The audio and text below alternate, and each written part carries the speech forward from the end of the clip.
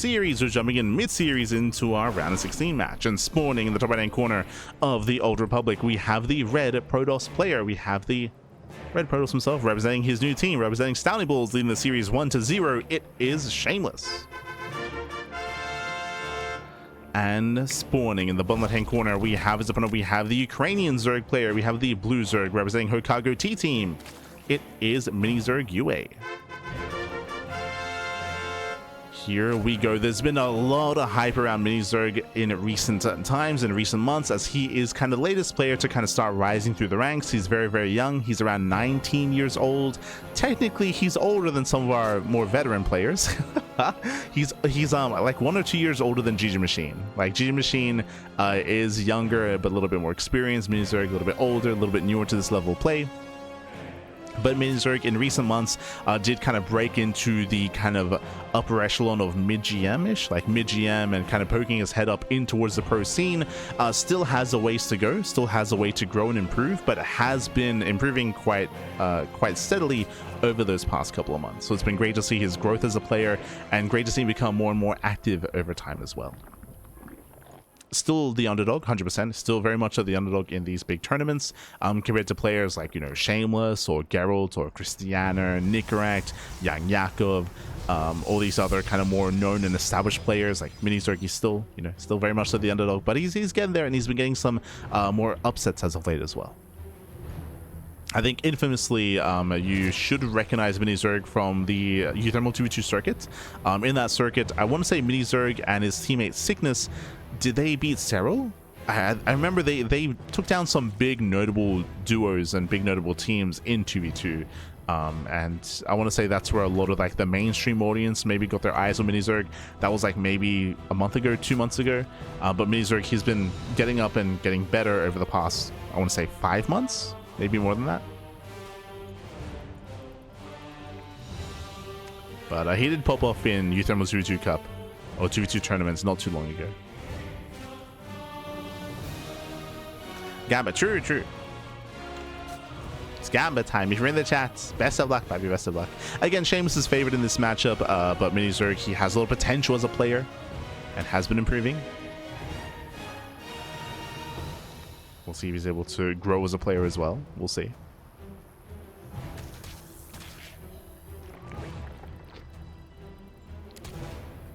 They did well even yesterday in 2v2 top 4. I see, there you go. Get a 2v2 specialist. True.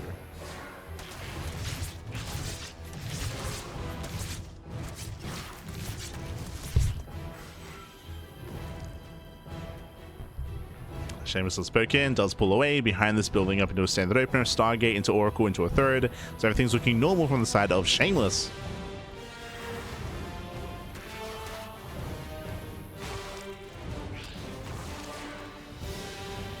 Meanwhile, MiniZerg is still droning, still saturating, claiming his third, and building up in towards the mid game. Now, when it comes to what MiniZerg is known for and what he typically does embrace, I would say he typically plays quite standard. Unlike Young Yakov, I would say that MiniZerg is usually less all-in and less aggressive, at least in my experience.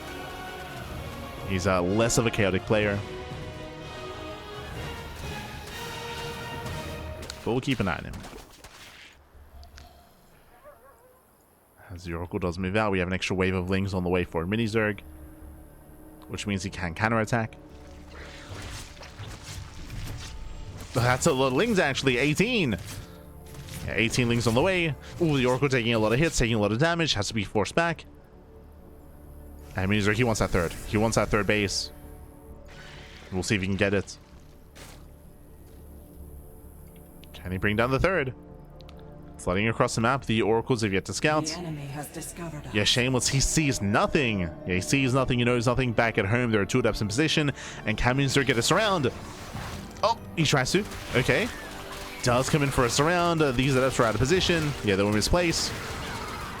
And good engagement here from MiniZerg. He does get 1, 2, 3, all 4 adepts. 3. Only 3 adepts. He has to respect the Oracle. Still good value here by MiniZerg, but his drone count is suffering as a result of that. So he's running up quite hard, trying to make up for his losses. There's the Angiova charge. Oh, Lings, they commit. They do get the attempt at least. That's going to be a lot of Zerglings going down. Questionable commitment there from MiniZerg.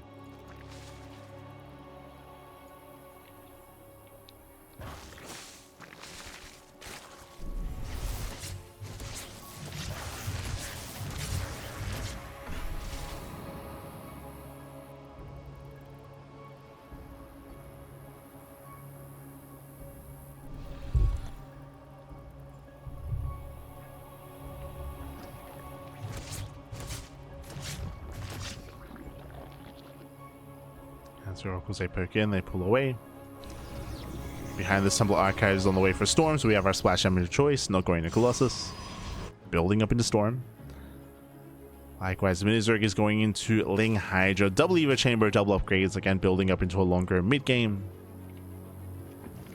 But again, the economy is still struggling for MiniZerg. They got 3 more drones.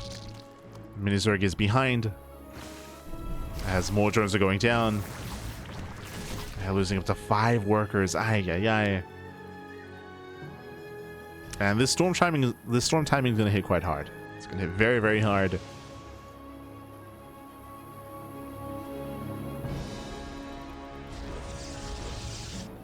Now, because of all these losses, I wouldn't be opposed to MiniZerg just stopping droning, right? Like, he's got his 4th base. I don't see any drones on the way. We have 7 overlords in production. That's a lot of overlords. It looks like MiniZerg, he may just commit into a 3-base all-in. I feel like that is going to be the correct choice here, just because it's taken too many losses already. But we'll keep an eye on him, because he does squeeze out a couple of drones. Droning up to 66. That is 3-base saturation. That should be fine.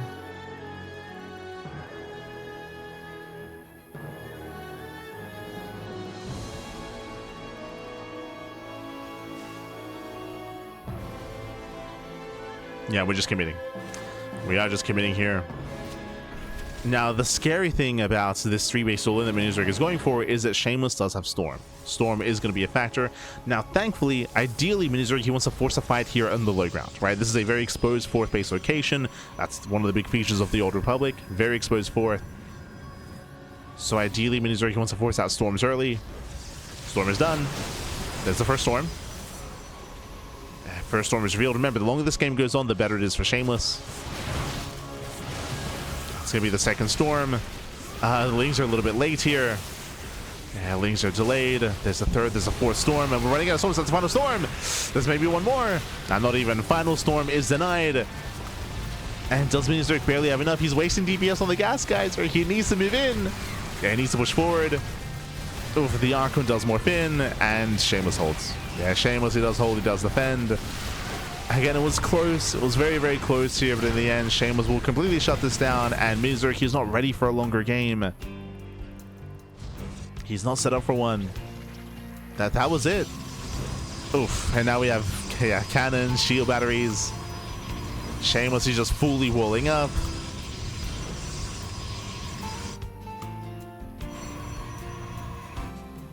And there is still a window here where maybe MiniZerg can break this position before these cannons and cannons and shield batteries finish. But not with Storms. Yeah, the Storms are brutal. They zone. They force back the army.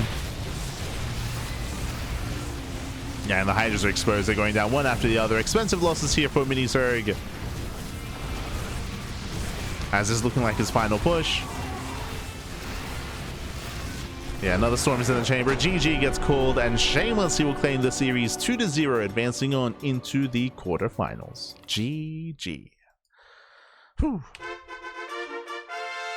GG, well played. Shameless, he will claim the series. Again, MiniZerg, he did sustain so many losses in the lead up to the mid game. He was forced into the all-in, and as we mentioned, there was a window in time where he could maybe break Shameless before he could really set up, but Shameless, he had so many Storms available. The Storms, they punished the Ling Hydra so hard. It also felt like the Lings were a little bit late. It felt like the army was a little bit mistimed, where you needed those Lings to try to bait out those Storms early, but the Storms were connecting on the Hydras, right? So many Hydras were going down to those Storms.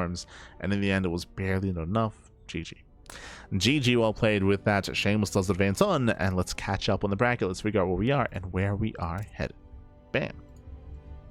Here we go. We have our next series here. Up next is going to be Shameless versus Young Yakov in a PvZ. That's going to be our next matchup here. Again, Shameless was able to come out on top in his own respective Protoss versus Zerg. Young Yakov also beat his own Protoss player as well, and now they face off against each other. Both Young Yakov and Shameless, they're both teammates, and I would say that they are both very comparable in skill. They're both young up-and-comers. Like, when I think of the up-and-coming Zerg and Protoss players in the European region, like just below your established players like Skillus and just below Lambo, that's where you have players like Young Yakov and Shameless.